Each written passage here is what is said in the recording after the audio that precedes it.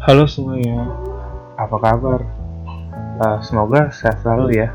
Perkenalkan, nama saya Paulus Miki Febrian. Saya mahasiswa dari Universitas Sultan Ageng Tirtayasa, Banten.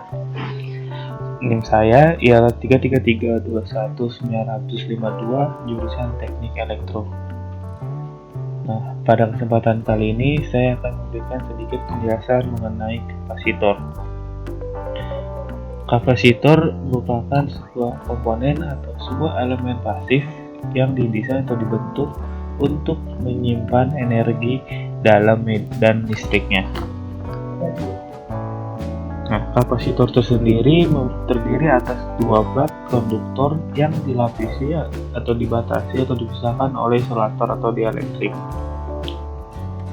Nah, berikut ini adalah contoh dari rangkaian kapasitor sendiri.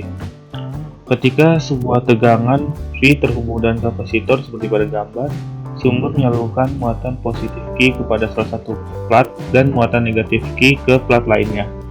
Jumlah muatan yang disimpan direpresentasikan dengan Q yang secara langsung sesuai dengan tegangan V, sehingga berlaku hubungan sebagai berikut. Q sama dengan C kali V, di mana C adalah kapasitansi atau kapasitas kapasitor dengan satuan farad dalam kurung F. Kapasitansi atau kapasitas elektro adalah perbandingan antara muatan yang tersimpan dalam satu plat kapasitor dengan perbedaan tegangan antar kedua plat dan diukur dengan farad atau F. Satu farad adalah 1 coulomb per volt. Rumus kapasitansi kapasitor adalah C sama dengan E kali A per D, dengan E adalah selektivitas bahan dielektrik antara plat, A adalah luas penampang plat, dan D adalah jarak antara kedua plat.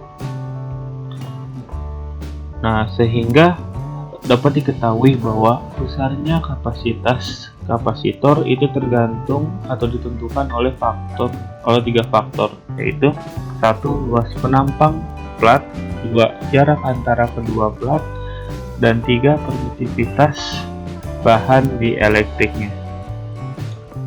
Untuk memperoleh hubungan antara arus tegangan, pada kapasitor kita dapat menurunkan kedua ruas yang terdapat pada persamaan yang pertama, sehingga setelah diturunkan kedua ruas tersebut akan didapati atau diperoleh rumus I sama dengan C kali dV per dt. Sedangkan untuk memperoleh atau mendapatkan hubungan tegangan dan arus, kita dapat mengintegralkan kedua ruas pada persamaan yang ketiga dan memperoleh hasil V sama dengan 1 per C integral I dt. Untuk memahaminya lebih lanjut, saya akan memberikan satu contoh soal beserta cara menjawabnya. Nah, halo semuanya. Sekarang kita mulai ke contoh soal. Nah, di sini saya punya soal dari chapter 6, problem 3. Dalam soal ini dikatakan bahwa dalam 5S, tegangan yang melewati kapasitor 40 mF berubah dari 160 volt menjadi 220 volt. Hitunglah arus rata-rata yang melewati kapasitor tersebut. Nah, untuk mengerjakan soal ini kita dapat mencari dulu yang pertama ialah diketahuinya. Dalam soal tersebut kita dapat lihat diketahui. Nah, jika kita baca dari atas dalam 5 second, berarti ini kita mengetahui waktunya atau T. Jadi di sini sama dengan 5 second. Tegangan yang melewati kapasitor sebesar 40 mF. Nah, kita di sini lihat nih, dapat kita ketahui bahwa ini C. Makanya kita tulis ini C sebesar 40 mF atau diubah menjadi 4 kali 10 min 3 farad. Nah, berubah dari 160 volt ke 220 volt. V1 160 volt dan V2 220 volt. Nah, setelah kita mencari diketahuinya, kita lihat apa yang kita harus cari, apa yang ditanyakan.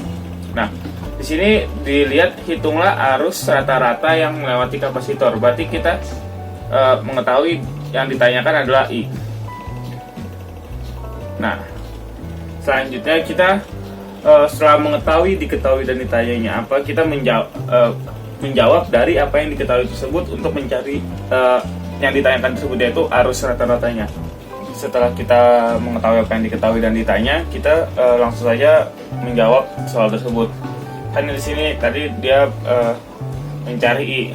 Kita tahu bahwa rumus I sama dengan kapasitansi kapasitor dikali dengan perubahan tegangan per perubahan waktu. Nah, I sama dengan C ini 40 mikrofarad.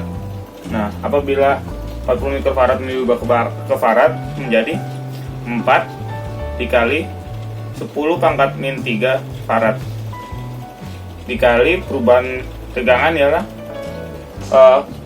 160 volt ke 220 volt. Perubahan tegangan tuh V2 dikurang V1, jadi 220 volt dikurang 160 volt. 160 volt per perubahan waktu. Perubahan waktu ini adalah 5 second.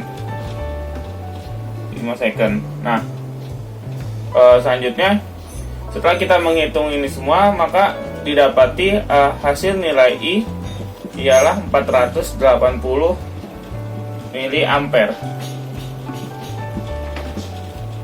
Nah, selesai sudah sedikit pemaparan mengenai kapasitor yang telah saya berikan beserta satu contoh soal yang telah saya kerjakan. Terima kasih telah menyaksikan. Semoga ilmu yang saya berikan ini dapat bermanfaat bagi kawan-kawan semua.